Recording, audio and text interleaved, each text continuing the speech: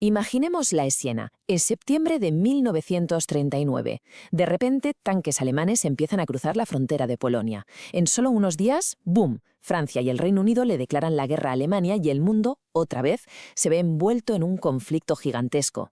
Así, con esta imagen, arranca nuestro repaso a la Segunda Guerra Mundial. Uf, qué frase, ¿verdad? Y es que no es para menos, el conflicto que estaba a punto de estallar iba a ser, el más destructivo que la humanidad había visto jamás. Hablamos de 6 años de guerra total que cambiaron el planeta para siempre. El saldo, más de 70 millones de muertos y ciudades enteras que quedaron hechas literalmente escombros. Vale, la gran pregunta es, ¿cómo se llegó a esto? Pues para encontrar la respuesta tenemos que rebobinar un poco. Hay que irse a las cenizas de la Primera Guerra Mundial, porque es justo ahí, en ese final, donde se plantaron las semillas de la siguiente. A ver, vamos a desgranar esto un poco. Por un lado tenemos el Tratado de Versalles. Esto fue tremendo para Alemania. No solo le impusieron unas reparaciones económicas que eran, impagables, sino que la humillaron por completo. Le quitaron territorios, le redujeron el ejército a la mínima expresión. Ahora, a ese cóctel le sumamos la desesperación brutal de la Gran Depresión. ¿Y qué tenemos? Pues el caldo de cultivo perfecto para que surjan ideas extremistas. Y claro, es justo ahí donde aparece un personaje, Adolf Hitler, con un mensaje muy potente. Yo os devolveré la grandeza. Y fijaos bien en esta cronología, porque lo que deja clarísimo es que esto no pasó de la noche a la mañana. ¿Qué va? Fue una escalada, paso a paso, totalmente deliberada. Hitler llega al poder, y ojo, lo hace de forma legal. Y a partir de ahí empieza a desmontar pieza a pieza todo lo que se había firmado en Versalles. Que si remilitarizó el país, que si me anexionó Austria, que si ahora Checoslovaquia. ¿Y qué hacían las democracias occidentales? Pues básicamente, mirar para otro lado. Era la famosa política de apaciguamiento con la que esperaban ingenuamente evitar otra guerra. Y así llegamos a 1939. Con la invasión de Polonia, el mundo entero se quedó boquiabierto al ver un tipo de guerra completamente nuevo, aterrador, una estrategia que iba a cambiar las reglas del juego para siempre. La famosa Blitzkrieg, o como se conoce, la guerra relámpago. ¿En qué consistía? Pues en esencia en velocidad y una coordinación brutal. Imaginaos aviones, tanques e infantería atacando a la vez, como un martillo pilón a una velocidad endiablada. El objetivo era tan simple como efectivo, arrollar al enemigo antes de que le diera tiempo a reaccionar. El resultado, Polonia cayó en apenas unas semanas. Después de Polonia hubo unos meses de una calma un poco tensa, ¿no? La llamada Guerra de Broma. Pero en la primavera de 1940 se acabó la broma. La maquinaria de guerra alemana se desató con una furia increíble sobre Europa occidental. Cayeron Dinamarca, Noruega, los Países Bajos, Bélgica y sí, finalmente Francia. En solo 6 semanas, el que se consideraba uno de los ejércitos más poderosos del mundo se rindió. De repente, Hitler era el dueño y señor del continente. Solo quedaba el Reino Unido, solo, al otro lado del Canal de la Mancha. Y es aquí donde la historia da un giro, porque lo que había empezado como una guerra en Europa estaba a punto de explotar y convertirse en un conflicto, mundial. Entran en escena nuevos jugadores, muy poderosos, y se abren frentes por todo el planeta. Así que, ¿cómo queda el tablero de juego mundial? Pues muy claro. Por un lado tenemos a las potencias del eje, con Alemania, Italia y Japón a la cabeza. Y en la otra esquina, los aliados. Al principio era básicamente el Reino Unido contra el mundo, pero pronto se le iban a unir 2 pesos pesados. La Unión Soviética, que entra en la guerra después de que Alemania la invada, y Estados Unidos, que se suma tras el brutal ataque a Pearl Harbor. Pero ojo, antes de que todo se volviera completamente global, Hitler probó el sabor de su primer gran fracaso. Intentó poner de rodillas al Reino Unido bombardeándolo sin descanso desde el aire.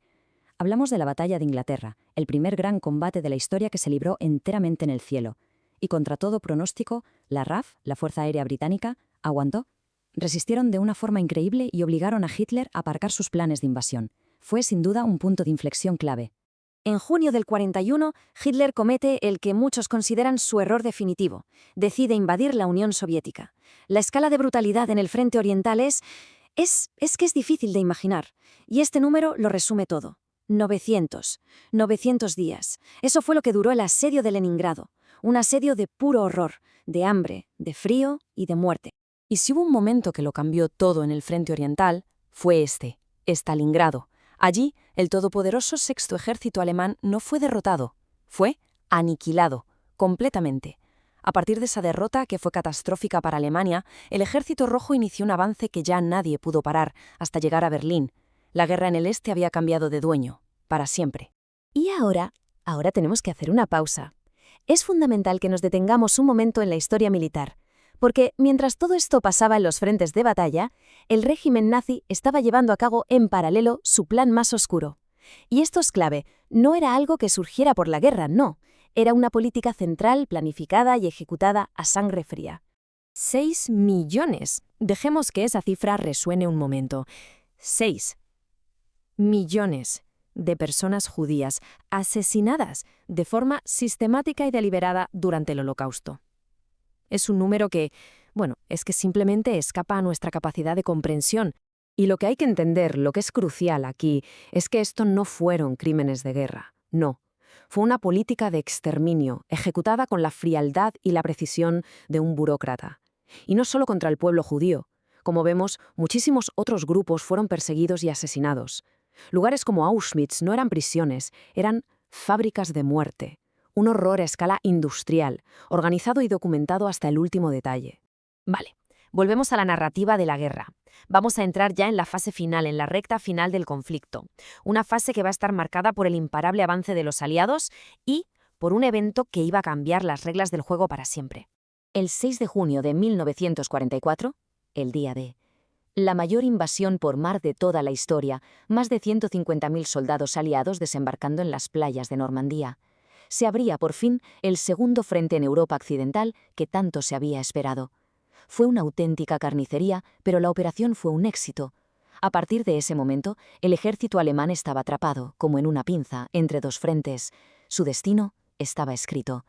Menos de un año después, en mayo del 45, Berlín caía. Ok, con Alemania fuera de combate, la guerra en Europa ha terminado. Pero cuidado, al otro lado del mundo, en el Pacífico, Japón sigue luchando. Y lo hace con una ferocidad que roza el fanatismo. Esto pone al nuevo presidente de Estados Unidos, Truman, ante una decisión imposible. Opción A, una invasión terrestre de Japón que se estima que costaría millones de vidas de ambos bandos. Opción B, usar un arma completamente nueva de un poder destructivo nunca visto. La decisión ya la conocemos. Se optó por la bomba. El 6 de agosto cayó la primera sobre Hiroshima. 3 días después, el 9 de agosto, la segunda sobre Nagasaki. Poco después, Japón anunció su rendición incondicional. La Segunda Guerra Mundial, por fin, había terminado. Pero el mundo entraba, de golpe, en una era completamente nueva y aterradora, la era nuclear. Y al final, cuando se hizo el recuento, la cifra es que es inconcebible. Más de 70 millones de personas murieron en esos 6 años. 70 millones. Y quizá lo más terrible de todo es que, por primera vez en una guerra de esta escala, la inmensa mayoría de las víctimas fueron civiles.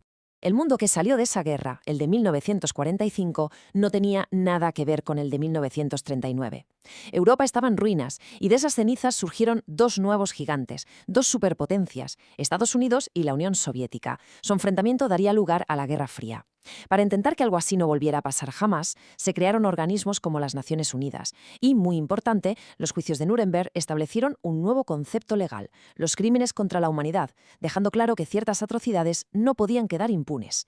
Y así, llegamos al final de este recorrido. Si hay una lección que nos dejó esta guerra, una lección que se pagó con un precio inimaginable, es esta. El odio, el fanatismo, el mirar hacia otro lado cuando se comete una injusticia, todo eso tiene consecuencias devastadoras. Y la gran pregunta que sigue en el aire y con la que me gustaría cerrar es, ¿de verdad hemos aprendido algo de la lección más cara de toda la historia?